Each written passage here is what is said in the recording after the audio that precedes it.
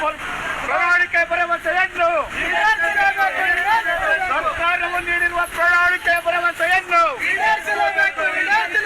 ಸರ್ಕಾರವು ನೀಡಿರುವ ಪ್ರಣಾಳಿಕೆ ಭರವಸೆಯನ್ನು ಈಡೇರಿಸಲೇಬೇಕು. 8 ತಿಂಗಳ ಹಿಂಬಾಕಿಯನ್ನು 8 ತಿಂಗಳ ಹಿಂಬಾಕಿಯನ್ನು ದೃಷ್ಟಿಕೋನ, ಅದಕ್ಕೆ ಬೇಕಾಗಿರ್ತಕ್ಕಂಥದ್ದಕ್ಕಿರೋ ಸಲಕರಣೆ ಮಾತ್ರ ಪ್ರೊಟ್ರಾಕ್ಟರ್ ಡಿಗ್ರಿ 90 ಡಿಗ್ರೀಸ್ ಹೇಳೋದಿಲ್ಲ. 90 ಡಿಗ್ರಿ ತಾನಾಗೇ ಇರುತ್ತೆ, ಅದನ್ನ ನೀವು ಕಂಡುಕೊಳ್ಳೋ ಮಾರ್ಗ ಪ್ರೊಟ್ರಾಕ್ಟರ್ ಅಂತ ಹೇಳಿಲ್ಲ. ಆಗ ಏನಾಯ್ತು, ನಮಗೆ ದುರಾಸೆ ಅಂತ ಕಾಮ ಅಂತಕ್ಕಂಥದ್ದು ಕೇವಲ ಆಸೆ ಆಗಲಿಲ್ಲ, ದುರಾಸೆ ಆಯಿತು. ಈ ಪ್ರಪಂಚದಲ್ಲಿ ಗಂಡಿಗೊಂದು ಹೆಣ್ಣು, ಹೆಣ್ಣಿಗೊಂದು ಗಂಡು ಬೇಕು ಅನ್ನೋದು ನೈಸರ್ಗಿಕ ಕ್ರಿಯೆ. ನೈಸರ್ಗಿಕ ಕ್ರಿಯೆ, ಆ ನೈಸರ್ಗಿಕ ಕ್ರಿಯೆ ಎಲ್ರಿಗೂ ಬೇಕು. ಅದನ್ನ ಭಗವಂತ ಸೃಷ್ಟಿನೇ ಮಾಡಿಕೊಟ್ಟಿದ್ದಾನೆ. ನಾವು ದರಿದ್ರದವರು ಪುಂಡ ಆಸೆಗೆ ಹೆಣ್ಮಕ್ಳನ್ನೆಲ್ಲ ಸಾಯಿಸ್ಬಿಟ್ವಿ. ಇಲ್ಲೇ ಮಹಾನ್ ದೊಡ್ಡ ಡಾಕ್ಟರ್ ದಂಪತಿಗಳು ಈಗೊಂದು 15 ವರ್ಷದ ಕೆಳಗಡೆಗೆ ಅಲ್ಲೊಂದು ಕಾಯ್ದೆ ಇದೆ, ಹೆಣ್ಣು ಮಕ್ಕಳಲ್ಲಿ ಭ್ರೂಣ ಪರೀಕ್ಷೆ ಮಾಡಬಾರ್ದು, ಬಸರಿಯಾಗಿರ್ತಕ್ಕಂಥದ್ದು ಹೆಣ್ಣು ಗಂಡು ಅಂತ ನೋಡಬಾರ್ದು ಅನ್ನೋದೊಂದು ಕಾಯ್ದೆ ತಂದಿದ್ದಿಲ್ಲ. ಗ್ರಾಚಾರ, ಭ್ರೂಣ ಹತ್ಯೆ ಮಹಾಪಾಪ ಅಂತ ಕರೆದಂತ ದೇಶ ಇದೆ. ಪಂಚ ಮಹಾಪಾತಕಗಳಲ್ಲಿ ಫೀಟಿಸೈಡ್ ಕೂಡ ಒಂದು ಅಂಥದ್ರಲ್ಲಿ ಅದಕ್ಕೊಂದು ಕಾಯ್ದೆ ತಂದ್ವಿ ನಾವು. ಕಾಯ್ದೆ ತಂದ ಮೇಲೆ ಅವರು ಮಹಾನ್ ಬುದ್ಧಿವಂತರು, ಕಾನೂನನ್ನು ಎಷ್ಟು ಚೆನ್ನಾಗಿ ಓದ್ಕೊಂಡ್ರು ಅಂತಂದ್ರೆ ಅದರೊಳಗಡೆಗೆ ಒಂದು ಪ್ರಿಮೈಸಿಸ್ ಅಂತ ಪದ ಇದೆ. ಪ್ರಿಮೈಸಿಸ್ ಅಂತಂದ್ರೆ ಒಂದು ಜಾಗದಲ್ಲಿ, ಗೊತ್ತಾದ ಜಾಗದಲ್ಲಿ ಅದರ ಪರೀಕ್ಷೆ ಮಾಡಬಾರ್ದು. ಅತಿ ಬುದ್ಧಿವಂತನ ಯೋಚನೆ ಮಾಡಿದ್ರು. ಒಂದು ಮಾರುತಿ ವ್ಯಾನ್ಗೆ ಮೊಬೈಲ್ ನಲ್ಲಿ ಅದನ್ನ ಸ್ಕ್ಯಾನಿಂಗ್ ಮಿಷಿನ್ ಫಿಟ್ ಮಾಡಬೇಕು. ಅಲ್ಲಲ್ಲಿ ಹೋಗೋದು, ಜಾತ್ರೆಗಳಲ್ಲಿ ಇತ್ಯಾದಿಗಳಲ್ಲಿ ಸಂತೆಗಳು ನಡೀತಿರುವಾಗ ಅದು ಹೋಗೋದು. ಅಲ್ಲಿ ಇವರು ಗರ್ಭಿಣಿ ಸ್ತ್ರೀಯನ್ನ ಕರ್ಕೊಂಡ್ ಬರೋದು, ಅಲ್ಲಿ ಇವರು ಪರೀಕ್ಷೆ ಮಾಡೋದು. ಪರೀಕ್ಷೆ ಮಾಡಿಬಿಟ್ಟು ಮಾತಿಲ್ಲ, ರಿಪೋರ್ಟ್ ಇಲ್ಲ, ಏನಿಲ್ಲ. ಈ ಕಡೆ ಒಂದು ರಾಮನ್ ಚಿತ್ರ, ಈ ಕಡೆ ಒಂದು ಸೀತೆ ಚಿತ್ರ. ಮೇಡಮ್ ಸೀತೆ ಕಡೆಗೆ ನೋಡ್ತು ಅಂತಂದ್ರೆ ಅಪಾಯಿಂಟ್ಮೆಂಟ್ ಇಲ್ಲಿ ಫಿಕ್ಸ್ ಅಬಾರ್ಷನ್ಗೆ. ರಾಮನ್ ಕಡೆಗೆ ಹೋಯ್ತು ಅಂತಂದ್ರೆ ಫೋಲಿಕ್ ಆಸಿಡ್ ಟ್ಯಾಬ್ಲೆಟ್ ಬರ್ತದೆ. ಎಲ್ಲಿ ಗೊತ್ತಂತಂದ್ರೆ ಇನ್ನು ಪ್ರಪಂಚ ಕಾಣಬೇಕಾದಂತ ಹೆಣ್ಣು ಮಗಳನ್ನ ಗರ್ಭದಲ್ಲೇ ಕುತ್ತಿಗೆ ಇರಿಸುವಂತ ಕೆಲಸ ಮಾಡಿದ್ರೆ ಒಂದು ಗಂಡಿಗೆ ಹೆಣ್ಣು, ಹೆಣ್ಣಿಗೆ ಗಂಡು ಎಲ್ಲಿ ಸಿಗುತ್ತೆ?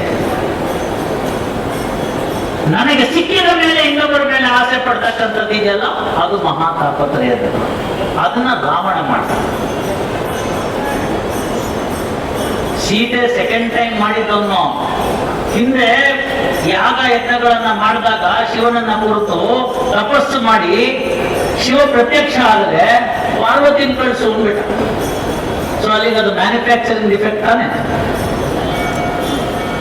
ಕುಕೃತ್ಯ ಅನ್ನೋದು ಇಲ್ಲಿ ಬಂದಿದೆ. ಅತ್ಯಂತ ಸುಂದರವಾಗಿರ್ತಕ್ಕಂಥ ಅವನ ಹೆಂಡತಿ ಇರತಕ್ಕಂಥ ಸಂದರ್ಭದಲ್ಲಿ ಪರಸ್ತ್ರೀಗೆ ಕೇಳಿದಾಗ ಏನಾಯ್ತು ಅಂತಂದ್ರೆ ಉರಿಯುವ ನಾಲಿಗೆ ಗಂಜೆ ಅಂತ ಒಂದು, ಮತ್ತೆ ಕತ್ತಿಯ ಮನೆ ಗಂಜೆ ಈ ತರ ಎಲ್ಲ ಹೇಳ್ಕೊಂಡು ಹೋದ್ರು ಬಸವಣ್ಣವರು. ಮತ್ತೆ ಯಾವ್ದಕ್ಕೆ ಹೆದರ್ಕೋತ್ಯಪ್ಪ ಅಂತ ಬಸವಣ್ಣ ಕೇಳಿದ್ರು. ಅವ್ರು ಹೇಳ್ತಾರೆ ವಚನದಲ್ಲಿ, ಒಂದಕ್ಕಂಜೆ ಒಂದಕ್ಕಳಕುವೆ ಪರಸ್ತ್ರೀಗೆ ಬಡದನಕ್ಕೆ ಅಂತ. ಪರಸ್ತ್ರೀ ಬಡದನಕ್ಕೆ ನನಗೆ ಹೆದರಿಕೆ ಆಗುತ್ತೆ ಅಂತ ಬಸವಣ್ಣವ್ರು ಹೇಳಿದ್ರು. ಅದನ್ನ ಪಾಲನೆ ಮಾಡ್ಬಿಡಿ. ಕಾಮ ಕ್ರೋಧ ಎರಡು ಹೊರಟೋಯ್ತು, ಲೋಭನೂ ಹೊರಟೋಯ್ತು, ಮದ ಹೊರಟೋಯ್ತು, ಮತ್ಸರ ಹೊರಟೋಯ್ತು. ದುಡ್ಡಿದ್ರೆ ತಾನೇ ಎಲ್ಲ. ಎಂತೆಂತ ದುಡ್ಡಿರೋರು ಏನೇನ್ ಹಾಕ್ಬಿಟ್ರು. ರಾಜ್ಕುಮಾರ್ ಹಾಡು ಜ್ಞಾಪಕ ಕೊಡ್ಬೇಕು. ಕೋಟೆ ಕಟ್ಟಿ ಮೆರೆದವರೆಲ್ಲ ಏನಾದರೂ, ಈ ಸೆತಿರ್ಲಿ ಮಣ್ಣು ಮೆರೆದವರೆಲ್ಲ ಮಣ್ಣಾದರೂ, ಇನ್ನು ನೀನ್ಯಾವ ಲೆಕ್ಕ ಹೇಳು ಸುಕುಮಾರಿ ಅಂತ ಕೇಳ್ತಾರೆ ಜಯಂತಿಗೆ. ಅಯ್ಯೋ ಹೆಮ್ಮಾರಿ ಅಂತ ಹಾಡು ಎಷ್ಟು ಚೆನ್ನಾಗಿ ಬರೆದಿದ್ದಂಥದ್ದು. ಚಲನಚಿತ್ರದ ಹಾಡು. ಯಾಕೆ ನಾನು ಗಮನಕ್ಕೆ ಬರ್ತಾ ಇಲ್ಲ? ಯಾಕೆ ನಮಗ್ ಗಮನಕ್ಕೆ ಬರ್ತಾ ಇಲ್ಲ? ದೊಡ್ಡದಾಗಿ ಸಂಪಾದನೆ ಮಾಡಿ ರಾಜ್ಯವನ್ನ ಕಟ್ಟದವರೆಲ್ಲರನ್ನು ಕೂಡ ಇದೊಂದು ಸಣ್ಣ ವಿಚಾರಕ್ಕೆ ಅಳಗೋಗ್ಬಿಟ್ರಲ್ಲ. ಕಾಮ ಕ್ರೋಧ ಲೋಭ ಮೋಹ ಮದ ಮತ್ಸರ ಈ 6 ಗುಣಗಳನ್ನ ನೀವು ಬಿಟ್ಟಾಗ ಏನಾಗುತ್ತೆ, ಷಡ್ದರ್ಶನಗಳ ಕಡೆಗೆ ನಮಗೆ ಭಕ್ತಿ ಕಡೆಗೆ ಭಗವಂತನ ಕಡೆಗೆ ಮಾಡ್ತೀವಿ. ದೊಡ್ಡ ದೊಡ್ಡ ಆಸ್ಪತ್ರೆ ಇದೆ, ನಮ್ಮ ಕಡೆಯವರು ಯಾರೋ ಸೇರಿದ್ದಾರೆ, ಒಳ್ಳೆ ಉತ್ತಮವಾಗಿರ್ತಕ್ಕಂಥ ಡಾಕ್ಟ್ರು ಎಲ್ಲವನ್ನ ನೋಡಿದ್ದಾರೆ. ನಾವು ಬೇಕಾಗಿರ್ತಕ್ಕಂಥ ಹಣಕಾಸಿನ ವ್ಯವಸ್ಥೆ ಮಾಡಿದ್ದೀವಿ. ಇರಬಹುದಾದಂತಹ ಎಲ್ಲ ವೈದ್ಯಕೀಯ ಕ್ಷೇತ್ರದಲ್ಲಿ ಇರಬಹುದಾದಂತಹ ಎಲ್ಲ ಎಕ್ಸ್ಪರ್ಟ್ಗಳನ್ನ ಕನ್ಸಲ್ಟ್ ಮಾಡಿದ್ದೀವಿ. ಎಲ್ಲ ಚಿಕಿತ್ಸೆ ನಡೆದಿದೆ. ಡಾಕ್ಟ್ರೆ ಏನು ಅಂತಂದ್ರೆ, ನಾವು ಮಾಡೋ ಪ್ರಯತ್ನ ಎಲ್ಲ ಮಾಡಿದ್ದೀವಿ, ಸಿದ್ಧಾರೂಢರಿಗೆ ಹೋಗೋದು ಕೈ ಮುಗಿದು ಬಂದ್ಬಿಡಿ ಅಂತ. ಯಾಕೆ ಅದನ್ನು ಹೇಳಬೇಕು? ಯಾಕೆ ಹೇಳಬೇಕು ಅಂತಂದ್ರೆ, ಅದನ್ನ ಸಿದ್ಧಾರೂಢರು ಕೊಟ್ಟಂತಹ ಶರಣಾಗತಿ ಭಾವ ಅಂತ. ಎನ್ನದೆಂಬ ಮಾತು ಎಂದೆಂದಿಗೂ ಬೇಡ ಅಂತ ದಾಸರು ಹೇಳ್ತಾರೆ. ಆ ಯಾವ ಭಾಗವನ್ನು ಅವ್ರು ಯಾಕೆ ಅದನ್ನ ಹೇಳಿದ್ರು ಅನ್ನೋದನ್ನ ನಾವು ಗಮನಕ್ಕೆ ತೆಗೆದುಕೊಂಡಾಗ ಹೇಳ್ತಾರೆ, ನಿನ್ನ ಕೈಯಲ್ಲಿ ಇರ್ತಕ್ಕಂಥದ್ದು ನಾನು ಕೊಟ್ಟಂತಹ ಭಿಕ್ಷಾ, ಅದನ್ನ ಸದ್ವಿನಿಯೋಗ ಮಾಡು ಅಂತ ಹೇಳ್ತಾರೆ. ಹಾಗೆ ಸದ್ವಿನಿಯೋಗ ಮಾಡಿದಂತ ಸಂದರ್ಭದಲ್ಲಿ ಅದರಿಂದ ನನಗೆ ಸಿಕ್ಕಂತ ಪ್ರೀತಿಯಿಂದ 10 ಜನಕ್ಕೆ ಅನುಕೂಲ ಮಾಡಿಕೊಡ್ತೀನಿ, ಅವರು ನಿನ್ನನ್ನು ಚೆನ್ನಾಗಿರ್ಲಿ ಅಂತ ಹೇಳ್ತಾರೆ. ಆ ಚೆನ್ನಾಗಿರ್ಲಿ ಅಂತ ಹೇಳಿದ ದೃಷ್ಟಿಯಿಂದ ನೀನು ಚೆನ್ನಾಗಿರ್ತೀಯಪ್ಪ ಅನ್ನೋದನ್ನ ಹೇಳ್ತಾರೆ. ಅಲ್ಲಿ ಏನಾಯ್ತು, ಸತ್ ಚಿಂತನೆ ಅಲೆಗೆ ಬರಬೇಕು, ನಾವೆಲ್ಲ ಸತ್ ಪ್ರಜೆಗಳಾಗಬೇಕು. ಇವತ್ತೇನಾಗಿದ್ದೀವಿ ಅಂದ್ರೆ ಸತ್ತ ಪ್ರಜೆಗಳಾಗಿದ್ದೀವಿ. ಆ ಸತ್ತ ಪ್ರಜೆಗಳಾಗಿರೋದಕ್ಕೋಸ್ಕರ ಇವೆಲ್ಲವೂ ತೊಂದರೆ ಆಗ್ತಾ ಇದೆ. ಸಮಭಾವ ಇಟ್ಕೊಳ್ಳೇ ಇಲ್ಲ. ನಾನ್ ದೊಡ್ಡವನು ಅಂತ ಬಂದಾಗ ಪೇಪರ್ನಲ್ಲಿ ನೋಡಿದೆ, ಏನು ನ್ಯೂಸ್ ಅಂತ ಕೇಳಿದ್ರೆ, ಶ್ರೀಮಂತರ ಪಟ್ಟಿಯಲ್ಲಿ ಅಂಬಾನಿ ಹೊರಗೆ, ಕೊನೆ ನಂಬರಿಂದ ಶ್ರೀಪಾಬಿಟ್ರು ಅನ್ನೋದೇ ದೊಡ್ಡ ನ್ಯೂಸ್. ಅಯ್ಯೋ, ಊರಿಗೆ 1ನೇ ನಂಬರ್ ಬರಲಿ 100ನೇ ನಂಬರ್ ಆದ್ರೆ ನಿಮ್ ಗತಿ ಹೇಳ ಯಾರ ಇಲ್ಲ. Only interested in who is number 1. ಹಣದ ಆಸೆಯಿಂದ ಯಾರು ದೊಡ್ಡವನಾಗೋದಿಲ್ಲ. ಗುಣದ ಆಸೆಯಿಂದ ದೊಡ್ಡವನಾದರೆ ಕೀರ್ತಿವಂತನಾಗ್ತಾನೆ. ಹಾಗಾಗಿ ಹಿಂದೂಸ್ತಾನವು ಎಂದೂ ಮರೆಯದ ಭಾರತ ರತ್ನವು ಜನ್ಮಿಸಲಿ ಅಂತ ಪುಟ್ಟಣ ಕಣ್ಣಲ್ಲಿ ಹೇಳಿದರು. ಅದರಲ್ಲಿ ಕೀರ್ತಿವಂತನಾಗುವಂತ ಆಶೀರ್ವಾದ ಮಾಡ್ತಾರೆ. ಹಣವಂತನಾಗುವಂತ ಯಾರು ಹೇಳೋದಿಲ್ಲ. ಹಣ ಯಾರು ಬೇಕಾದರೂ ಸಂಪಾದನೆ ಮಾಡ್ತಾರೆ, ಕೀರ್ತಿ ಸಂಪಾದನೆ ಮಾಡೋದು ಕಷ್ಟ ಇದೆ. ಇವತ್ತಿನ ದಿನಮಾನದಲ್ಲಿ ನಾವು ಅದನ್ನ ಕಣ್ಣಾರೆ ಕಂಡಿದ್ದೀವಿ. ಪ್ರಚಲಿತ ವಿದ್ಯಮಾನಗಳಲ್ಲಿ ಹಲವಾರು ಉದಾಹರಣೆಗಳು ನಮ್ಮ ಕಣ್ಣ ಮುಂದೆ ಬಂದಿದೆ. ನಾನು ದೊಡ್ಡವನು, ನನ್ನ ಹತ್ರ ಹಣ ಇದೆ, ನಾನು ಏನ್ ಬೇಕಾದ್ರೂ ಮಾಡಬಲ್ಲೆ ಅಂತಂತಹ ಹೇಳಿದಂತಹ ವ್ಯಕ್ತಿಗಳು ಯಾವ ಯಾವ ತೊಂದರೆಗಳನ್ನ ಅನುಭವಿಸಿದ್ದಾರೆ ಅಂತ ನಮಗೆ ಪ್ರಚಲಿತದಲ್ಲಿ ಕಾಣಿಸ್ತಾ ಇದೆ.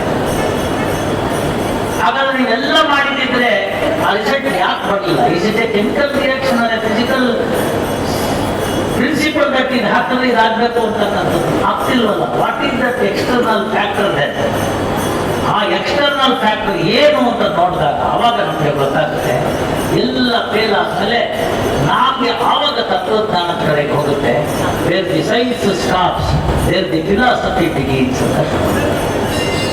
ಅಷ್ಟೊತ್ತಿಗೆ ಏನಾಗಿರುತ್ತೆ, ನಮಗೆ ತಲೆ ಎಲ್ಲ ನೆರೆತಿರುತ್ತೆ, ಕೈಕಾಲದ ಶಕ್ತಿ ಕುಂದಿರುತ್ತೆ, ಭಗವಂತನ ನಾಮ ನಮ್ಮ ಕಿವಿಗೆ ಕೇಳೋದಿಲ್ಲ. ಸಿದ್ಧಾರೂಢರು ಮಠಕ್ಕೆ ಹೋಗ್ಬೇಕು ಅಂದ್ರೆ ಕೈಕಾಲು ಸರ್ಕಾರಿಸೋದಿಲ್ಲ, ದಾನ ಎತ್ಕೊಳ್ಬೇಕು ಅಂದ್ರೆ ಕೈಯಲ್ಲಿ ದುಡ್ಡಿಲ್ಲ. ಇವೆಲ್ಲ ತೊಂದರೆ ಆಗುತ್ತೆ. ಅದನ್ನ ದಾಸರು ಕೇಳ್ತಾರೆ, ನನ್ಗೇನ್ ರೋಗ ಆಗಿದೆ ಸ್ವಲ್ಪ ನೋಡಿ ಹೇಳಯ್ಯ ಅಂತ ಕೇಳ್ತಾರೆ. ಏನ್ ರೋಗ ಹೇಳೋದು ಅಂತ ಕೇಳ್ತು ಅಂತಂದ್ರೆ, ಆವ ರೋಗವು ನನಗೆ ದೇವಧನ್ವಂತರಿ ಅಂತ ಕೇಳ್ತಾರೆ. ಎಷ್ಟು ಚೆನ್ನಾಗಿರ್ತಕ್ಕಂಥ ಹಾಡು ಅಂತಂದ್ರೆ ದಯಮಾಡಿ ಯೂಟ್ಯೂಬ್ ಇದೆ, ಎಲ್ಲರೂ ಕೇಳಿ. ಆವ ರೋಗವು ನನಗೆ ದೇವಧನ್ವಂತರಿ, ಸಾವಧಾನತೆ ಕೈ ಬಿಡಿದು ನೋಡಯ್ಯ ಅಂತ ಕೇಳ್ತಾರೆ. ಹೇಳ್ಕೊಂಡು ನಾಡಿ ಹಿಡ್ಕೊಂಡು ನೋಡು ಅಂತ. ಏನ್ ಕೇಳ್ತು ಅಂತಂದ್ರೆ, ದೇವರ ನಾಮ ಹೇಳ್ತಾ ಇದ್ದಾರೆ ಅಂತಂದ್ರೆ, ದೇವಸ್ಥಾನದಲ್ಲಿ ಗಂಟೆ ಕಾಣಿಸ್ತಿದೆ ಅಂದ್ರೆ ನನ್ನ ಕಿವಿ ಕೇಳಿಸ್ತಿಲ್ಲ, ಕಿವುಡಾಗಿದೆ. ಇದನ್ನೂ ಬಸವಣ್ಣವ್ರು ಹೇಳಿ, ನನ್ನ ಕಿವುಡನ್ನ ಮಾಡಯ್ಯ ತಂದೆ. ಯಾರೋ ಬಂದ್ರೆ ಹೇಳ್ಬಿಟ್ಟು ನೋಡಿ ಬಸವಣ್ಣವರು ಕಿವುಡನ್ನ ಮಾಡು ಅಂತ ಹೇಳಿದ್ದಾರೆ. ಏನಿದೆ ಕೇಳ್ಕೊಳ್ಳೋ ರೀತಿನ ಅಂತ. ಯಾವುದಕ್ಕೆ ಕಿವುಡತನ ಮಾಡುವಂತಂದ್ರೆ, ದುರ್ವ್ಯಾಪಾರಗಳಿಗೆ ದುಶ್ಚಿಂತನೆಗಳಿಗೆ ಬರ್ತಕ್ಕಂಥ ವಿಚಾರಗಳೇನಿದೆ ಅದನ್ನ ಕಿವಿಗೆ ಬೇಡದಿರೋ ತರ ಮಾಡು ಅಂತ ಹೇಳ್ತಾರೆ. ಕೂಡಲ ಸಂಗಮನನ್ನ ಯಾರು ನಿಂದಿಸ್ತಿದ್ದಾರೆ ಅಂತಂದ್ರೆ ಅದನ್ನ ಕಿವಿಗೆ ಬೇಡದಿರೋ ತರ ಕಿವುಡತನ ಮಾಡು ಅಂತ ಹೇಳ್ತಾರೆ. ಇವನು ಕೆಟ್ಟವನು ಅಂತ ಯಾರು ಚಾಡಿ ಹೇಳಕ್ ಬಂದ್ರೆ ನನ್ನ ಕಿವಿ ಕಿವುಡಾಗ್ಲಿ ಅಂತ ಹೇಳ್ತಾರೆ. ಇದನ್ನ ಕಿವುಡನ್ನ ಮಾಡಯ್ಯ ತಂದೆ ಅಂತ ಹೇಳಿದ್ದಕ್ಕಲ್ವ ಅದನ್ನ ದಾಸರು ಹೇಳ್ತಕ್ಕಂಥದ್ದು ನೋಡಿ ನಿಮ್ಗೆ ಎಷ್ಟು ಚೆನ್ನಾಗಿ ಬರುತ್ತೆ ಅಂತಂದ್ರೆ, ದೇವರ ನಾಮಗಳು ಕಿವಿಗೆ ಕೇಳ್ತಿಲ್ಲ, ಅದಕ್ಕೆ ನೋಡು ಚೆಕ್ ಮಾಡು ಏನ್ ಮಾಡ್ಬೇಕಾದ್ರೆ ಔಷಧಿ ಕೊಡಕ್ಕೆ ಅಂತ. ದೇವಸ್ಥಾನಕ್ಕೆ ಹೋಗ್ಬೇಕು ಅಂದ್ರೆ ಅಲ್ಲಿ ಹೇಳ್ತಿಲ್ಲ ನೋಡು ಅಂತ ಹೇಳ್ತಾರೆ. ದೇವರು ಕೊಟ್ಟಂತಹ ಬಿಲ್ವಪತ್ರೆಯನ್ನ, ಹೂವನ್ನ, ಮಲ್ಲಿಗೆಯನ್ನ ನಾನು ಮೂಸ್ ನೋಡಿದ್ರೆ ಮೂಗು ಹಾಕಾಗೋಗ್ಬಿಟ್ಟಿದೆ, ವಾಸನೆ ಬರ್ತಿಲ್ಲ. ನಾನು ಧರ್ಮಾದಿಗಳಿಗೆ ಕೈಯೇ ಹೇಳ್ತಿಲ್ಲ ನೋಡು, ಲಕ್ಕ ಹೊಡ್ಬಿಟ್ಟಿದೆ ಅಂತ. ಅಜೀರ್ಣವಾಗೋಗ್ಬಿಟ್ಟಿದೆ ಬೇಡದ್ರಿಂದ. ನ್ಯಾಯವಾಗಿರ್ತಕ್ಕಂಥ ಒಳ್ಳೆ ವಿಚಾರಗಳು ಯಾವುದು ಬರ್ತಿಲ್ಲ, ಚಿಂತನೆ ಇಲ್ಲಿಗೆ ಹೋಗ್ತಿಲ್ಲ. ಯಾಕೆ ಹೋಗ್ತಿಲ್ಲ ಅಂತಂದ್ರೆ ಬೇಡದ ವಿಚಾರ ತುಂಬಿಕೊಂಡಿದೆ. ಯಾಕೆ ಬೇಡದ ವಿಚಾರ ತುಂಬಿಕೊಂಡಿದೆ ನಿಮ್ಗೆ ಇವತ್ತು ಅರ್ಥ ಆಗ್ಬೇಕು. One can occupy one seat at A time ಅನ್ನೋದು ಒಂದು ಸಿದ್ಧಾಂತ. ಒಂದು ಕುರ್ಚಿಯನ್ನ ಒಂದು ಸಮಯಕ್ಕೆ ಒಬ್ಬರೇ ಕೂತ್ಕೊಳ್ಳೋಕ್ಕಾಗೋದು ನೋಡ್ತಾ ಇದ್ದೀನಿ ಪ್ರಚಲಿತದಲ್ಲಿ. ಅವರೆಲ್ಲೇ ಕೂತ್ಕೋಬಹುದು ಮ್ಯೂಸಿಕಲ್ ಚೇರ್. ಹೇಳಲ್ಲ ಏನ್ ಮಾಡೋದಲ್ಲ. ದುರ್ವಿಚಾರಗಳು ಯಾವಾಗ ನಮ್ಮ ತಲೆಯಲ್ಲಿ ಕೂತ್ಬಿಟ್ಟಿರುತ್ತೆ ಆಗ ಸದ್ವಿಚಾರಕ್ಕೆ ಹೋಗ್ ಜಾಗ ಇಲ್ಲ.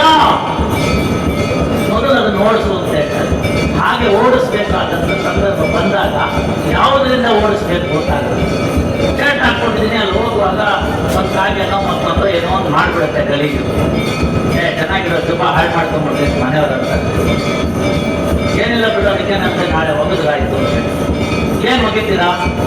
ನನ್ನ ಕಾಲದಲ್ಲಿ ಬರೀ ಸರ್ಫ್ ಇತ್ತು, ಈಗ ಸರ್ಫ್ ಎಕ್ಸೆಲ್ ಆಗಿದೆ ಅಷ್ಟೇ, KVL ಆಗಿದೆ ಅಷ್ಟೇ.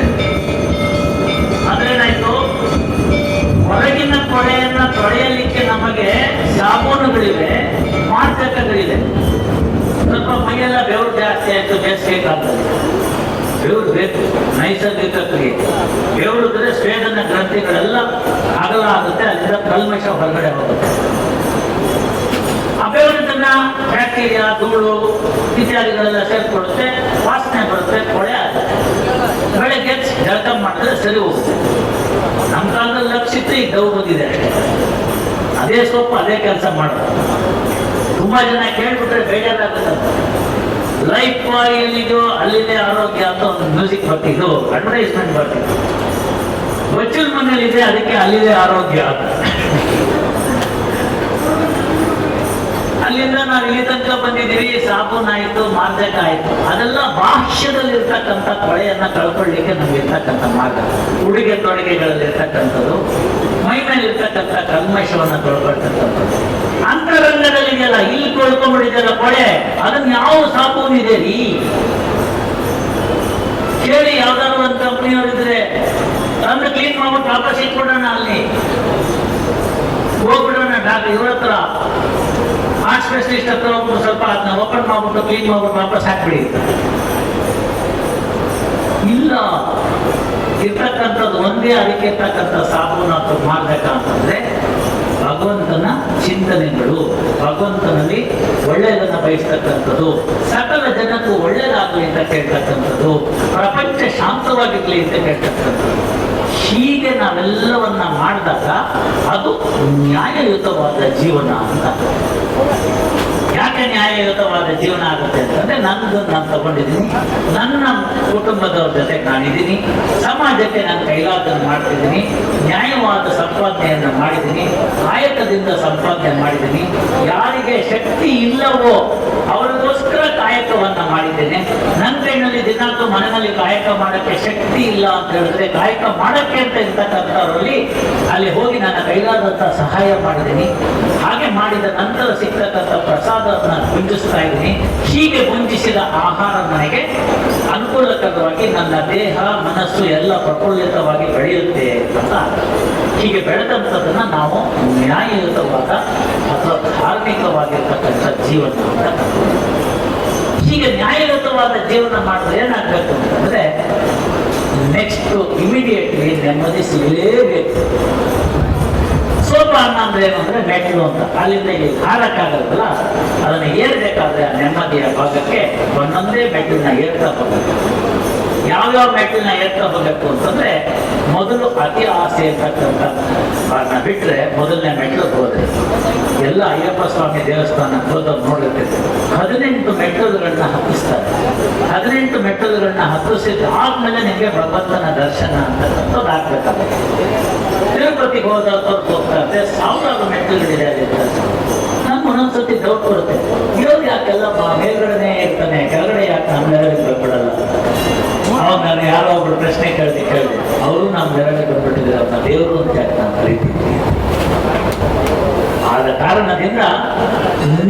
ಸಿಗ್ಬೇಕು ಅಂತಂದ್ರೆ ಆ ನೆಮ್ಮದಿ ಅನ್ನೋದಕ್ಕೆ ಡೆಫಿನೇಷನ್ ಇಲ್ಲ.